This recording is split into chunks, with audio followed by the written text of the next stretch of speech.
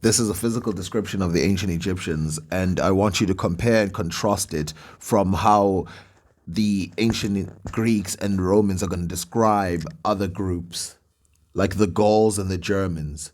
So here we go. For the Colchians were evidently Egyptians, and I say this, having myself observed it before I heard it from others, and as it was a matter of interest to me, I inquired of both people, and the Colchians had more recollection of the Egyptians than the Egyptians had of the Colchians. Yet the Egyptians said that they thought that the Colchians were descended from the army of Cesarus, and I formed my conjecture not only because they are swarthy and curly headed, for this amounts to nothing, because others are so likewise, but chiefly from the following circumstances. Because the Colchians, Egyptians, and Ethiopians are the only nations of the world who, from the first, have practiced circumcision.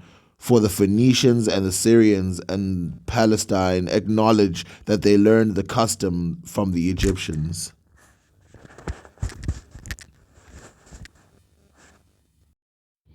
And now here is a description where Herodotus compares the Ethiopians to the Indians. The Ethiopians from sunrise were marshaled with the Indians and did not at all differ from their appearance, from others in appearance, but only in their language and their hair. For the eastern Ethiopians are straight haired, but those of Libya have hair more curly than that of any other people. These Ethiopians from Asia were accorded almost the same as the Indians, but they wore on their heads skins of horses' heads as masks, striped off with the ears and mane. So if you notice so far, there are four types of people that are being described.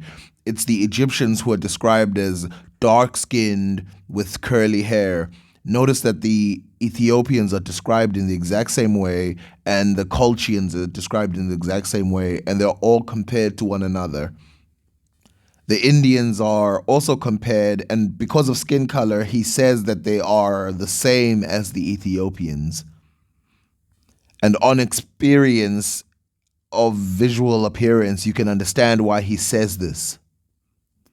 He goes as far as to say that the difference is that the people in India have straight hair.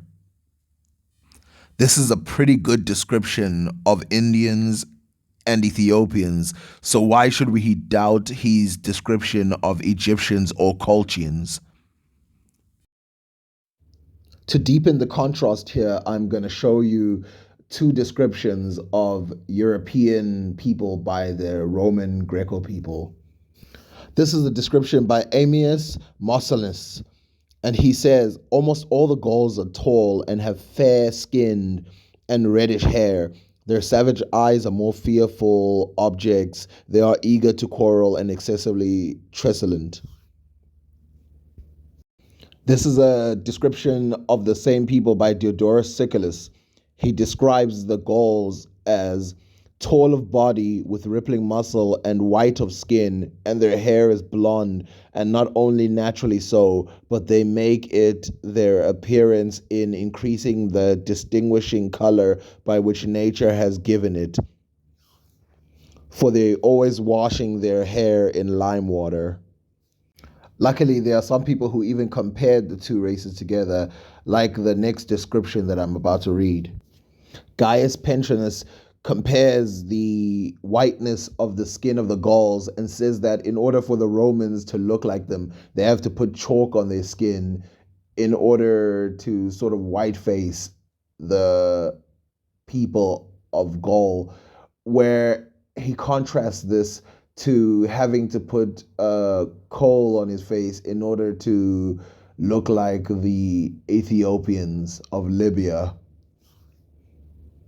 I think it is fair that I've made a strong point that the Egyptians looked nothing like the Europeans, and probably nothing like the Middle Easterners, but had a similar appearance to Indians, Ethiopians, and other people from Libya, which is the old name for the African continent.